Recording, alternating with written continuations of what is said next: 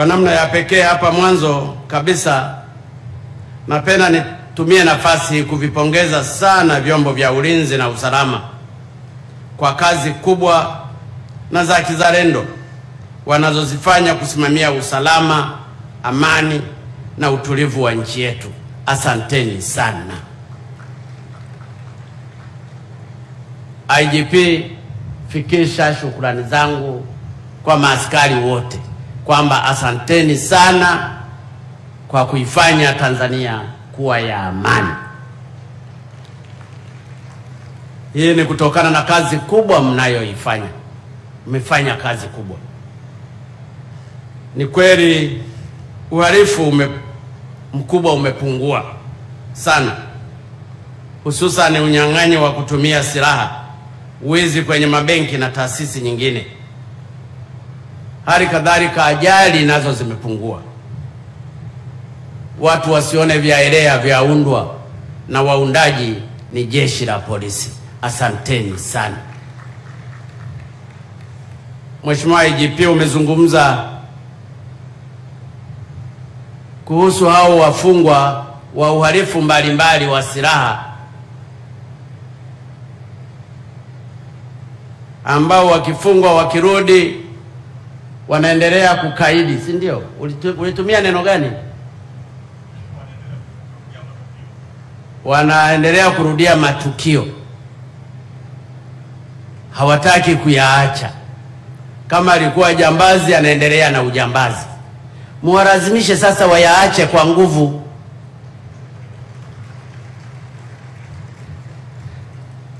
Kama amekataa kuyaacha, ninyi polisi mnashindwa kuwalazimisha kuacha. Uwezo huo mmepewa wa kuwalazimisha kuacha. Kwa hiyo walazimisheni waache, na mimi najua uwezo huo mnao. Na mimi najua hilo halitakushinda IGP. Wako wengi na ambao ulikuwa unawalazimisha na wameacha jambazi katika maeneo mbalimbali. Na ndio maana nawapongeza sana jeshi la polisi. Kuhusu miradi iliyobeba tukio hili la leo, nimefurahi kusikia mradi wa kwanza unaojumuisha jengo la utawala, nyumba 3 na madarasa na mabweni umekamilika kwa shilingi milioni 799. Badala ya kutumia zaidi ya bilioni 1 na kitu. Na umetumia utaratibu wa force account. Nimefurahi, nimeliona na bweni pamoja na lile jengo. Lakini naambiwa halijaanza kutumika. Basi lianze kutumika, lisiwe linasubiri jengo kufunguliwa kwanza ndio lianze kutumika. Ni vyema sasa maaskari wako wakaanza kulitumia hilo jengo. Tena ikiwezekana hata leo watoke kwenye magofu hayo wahamie huko. Mimi napenda maaskari wangu wakae mahali pazuri. Na kwa sababu mmeijenga hilo jengo, mmejenga tena jengo lingine pale mbele, na mmejenga kiwanda, nimekiona kiwanda kizuri cha thamani ya shilingi milioni 600 kwa gharama zenu wenyewe. Kwa kweli mmenifurahisha. Na ninatambua chuo hiki kimeanza tangu mwaka 58. Na kwenye miaka ya nyuma hata maofisa wa jeshi la wananchi walikuwa wanafanyiziwa training hapa. Kwa hiyo chuo hiki kina historia ya pekee katika nchi yetu. Ninafahamu baadhi ya wakuu wa jeshi la wananchi wastaafu wamechukulia kozi zao hapa. Lakini ninafahamu ma-IGP wastaafu wengi, ma-RPC na wengine wamechukulia kozi zao hapa. Sasa kwa heshima ya chuo hiki, na mimi nataka hiki chuo kiwe na historia nzuri na majengo yake yapendeze, yaonekane kama chuo kweli ambacho kilianza tangu mwaka 58 nitawaletea bilioni 1 ili mjenge majengo mengine tena. Nitafurahi siku moja nikija hapa nikute mabweni mawili kama hayo yamesimama, nitajisikia raha. Lakini pia serikali yetu katika awamu ya 5 imefanya mambo mengi. Tumejenga vituo vya afya zaidi ya 487. Tumejenga dispensaries. Tumejenga hospitali za mkoa na kadhalika. Ninafahamu hospitali hizi tumekuwa tukizijenga katika maeneo mbalimbali ambayo pia vyombo vyetu vya ulinzi na usalama na familia zao zimekuwa zikifaidika na vituo hivi vya afya pamoja na hospitali hizi. Nilipokuwa nasikiliza maelezo pale katika plan ya maeneo haya, niliona mna plani pia ya kujenga hospitali. Na mimi nikawa nafikiria vile vituo vya afya tunavyovijenga huwa vinagharimu kati ya milioni 400 na milioni 500. Na patakuwa na majengo karibu 6 hadi 7. Na vituo hivyo vimekuwa vikifanya operation na x-ray na vitu vingine kadhaa. Nimefikiria wakati nikiwa nimekaa hapo, nikaona kuna ubaya gani tukijenga vituo vya afya katika taasisi za majeshi yetu.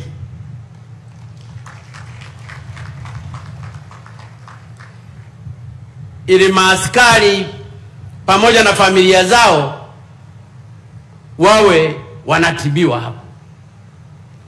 Kwa hiyo nimeamua tena nitawaletea milioni 500 zijenge hospitali kubwa hapa.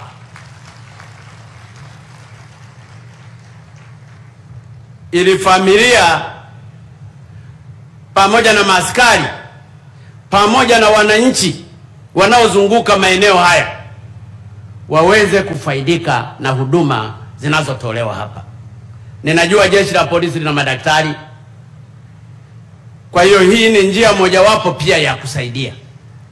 Nataka nitowe huu mfano, na kama utaenda vizuri tunaweza tukauendeleza katika majeshi mengine, magereza na kadhalika. Jeshi la wananchi najua wana hospitali zao. Sasa nikuombe IGP, hii bilioni 1.5 nataka itoe matokeo mapema. Na hii hela mimi utaipata wiki ijayo.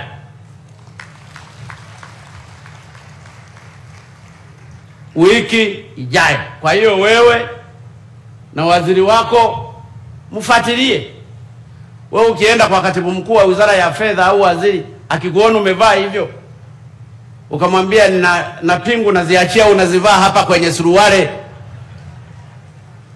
hata shindwa kutoa hizo hela.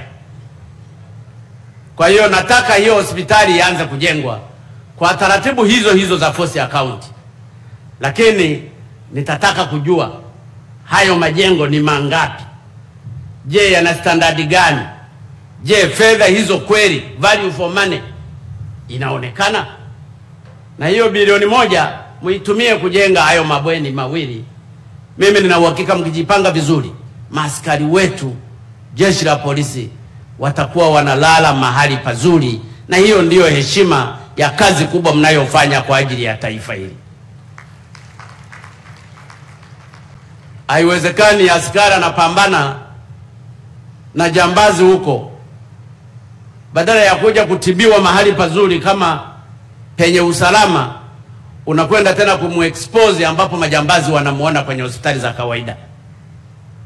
Ni lazima tulinde heshima na kazi nzuri na kuzithamini kazi nzuri zinazofanywa na maaskari wetu. Mnajitoa sana. Mumeitengeneza heshima ya nchi hii. Ndio maana mimi nasema kwa dhati, sitawatupa, niko pamoja na ninyi.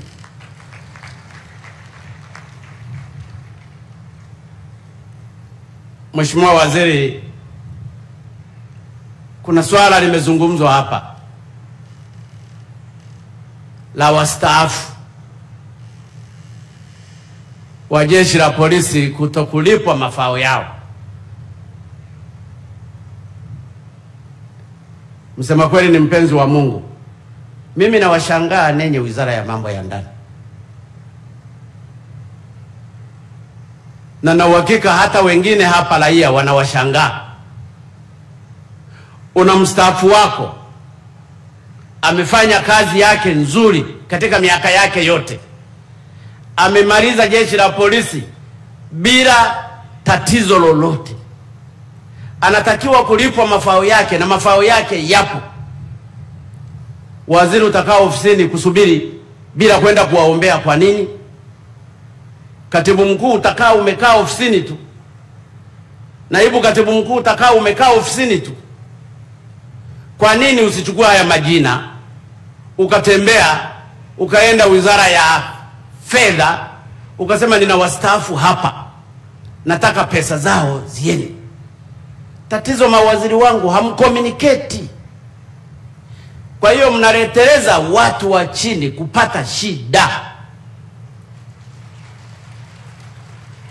Huu ni wajibu wa Wizara ya Mambo ya Ndani. Nikificha nitakuwa mnafiki, na mimi sitaki kuwa mnafiki.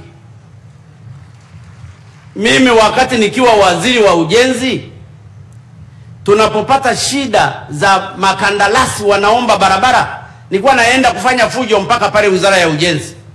Simbachawene inawezekana ulizikuta hizo habari. Wala hawakunipenda Wizara ya Ujenzi. Naenda Wizara ya Fedha, nataka hela za makandarasi, na walikuwa wanalipo. Sasa ninyi wenye wizara niliyowapa hii wizara inayofanya kazi nzuri, wastaafu wenu wanamaliza kazi, wala hamwendi kugombana na wizara zinazohusika wakalipo hela. Kwa hiyo na IGP siku ukistaafu, Simbachawene hata shughulikia malipo yako. Hilo ndio ulijue. Hata wewe Masimu ukistaafu siku moja hutalipwa. Lakini hili ni tatizo la wakubwa wenu wizarani. Sitaki niseme kwa unafiki, ninasema hapa wanisikie. Hawawezi wastaafu wa polisi mpaka mumsubiri wa rais ndiye akashughulike nao. Mbona jeshini hawanisubiri mimi? Mbona wa jeshini wanapostaafu hawanisubiri mimi? Kwa hiyo mimi niwaombe ninyi wastaafu kama wako hapa, muwalaumu Simbachawene na naibu wake na katibu mkuu wake na naibu katibu mkuu wake na wakurugenzi, na mumuunganishe na IGP kwa sababu hapigi kelele huko.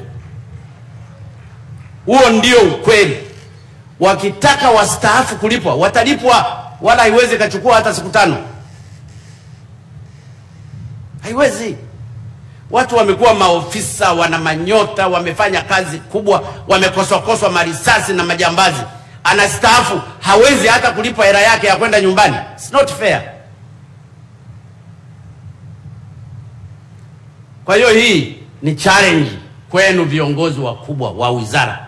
Wala mimi msiniambie. Mimi mlitakiwa mniambie kwamba waziri wa fedha au katibu mkuu wa Wizara ya Fedha au nani amekataa kutoa hela, ili nimlazimishe na mimi kutoa hela kwa nguvu.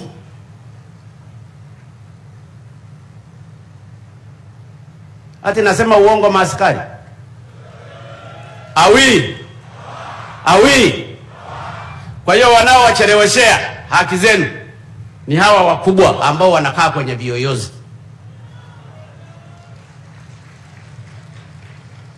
Kwa hiyo wakashughulikie wajibu wao.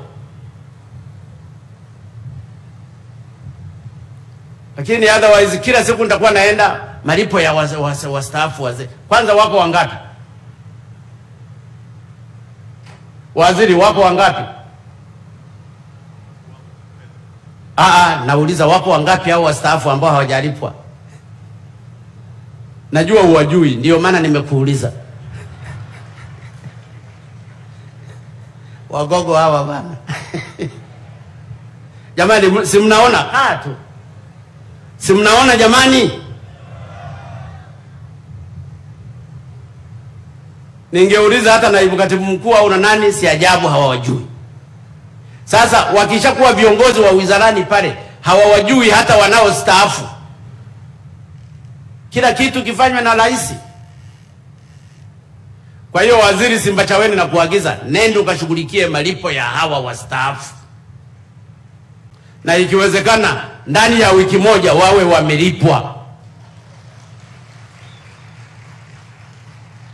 Tuliwatumia vizuri wakati hawajastaafu, ni lazima wafaidike na kustaafu kwao. Hakuna kinachoshindikana, pesa ipo.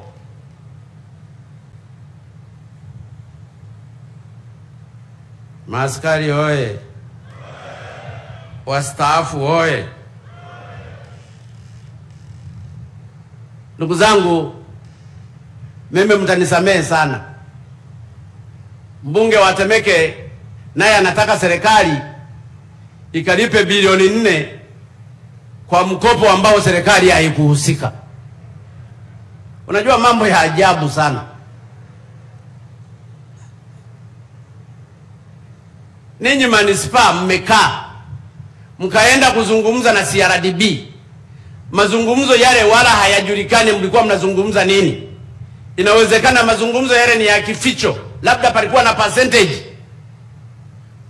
Mmeshindwa kulipa, mnataka serikali ilipe hilo deni. Kwa hiyo tuna manispaa ngapi, tuna halmashauri ngapi zikawe zinafanya mamikopo yao kule ya ovyo ovyo ya wizi, serikali inakuja kulipa? Hilo msahau.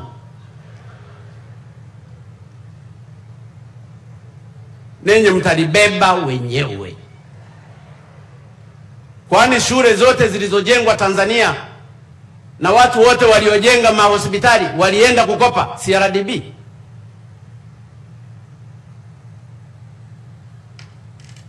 Kwanza ni kukosa nidhamu ya fedha za serikali, kwenda kuzinvolve, kwenda kukopa kwenye commercial bank.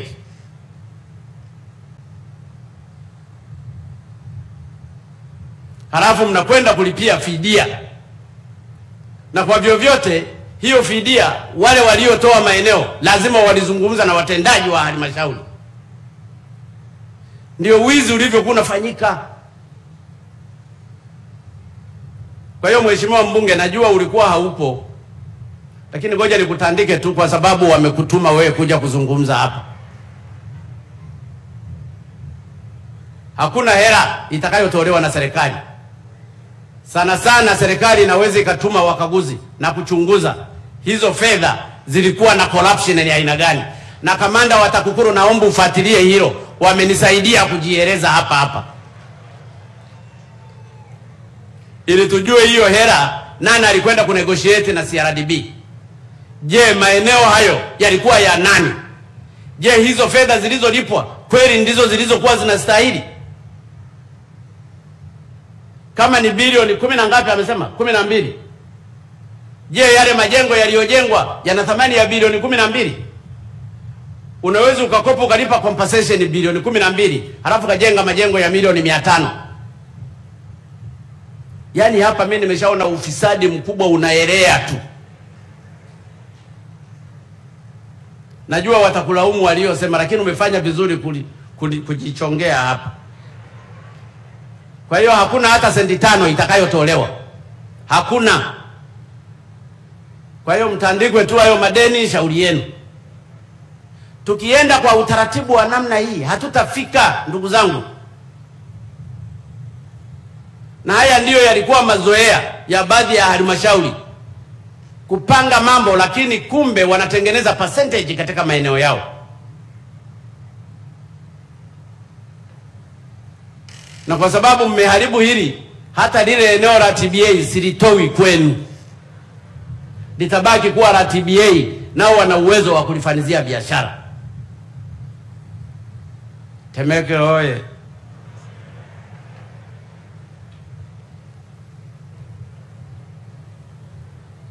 Kwa hiyo DC wa Temeke, mkuu wa mkoa na ninyi mkafuatilie hili.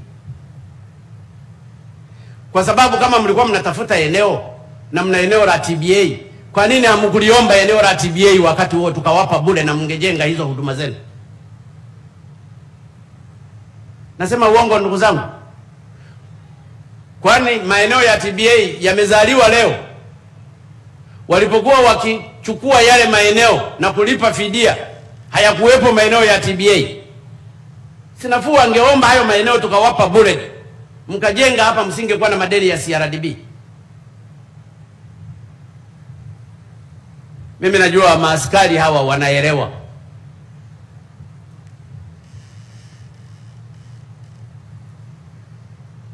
Kwa hiyo mbona kama hotuba yangu nimemaliza?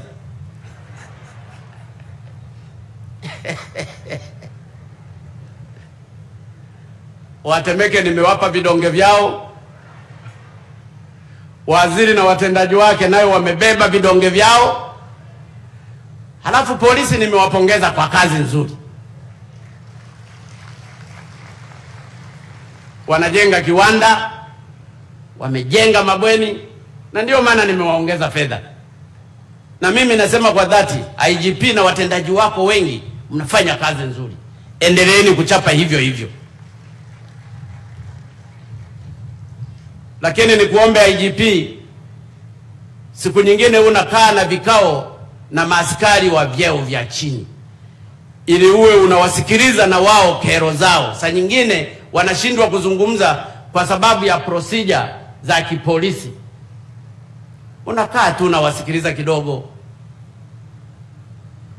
posho zao na mambo yao mbalimbali yanasaidia. Lakini kwa ujumla, jeshi la polisi mnafanya kazi nzuri.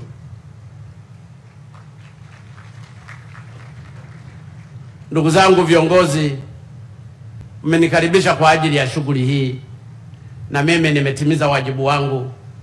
Nimefurahi kwa makaribisho mazuri.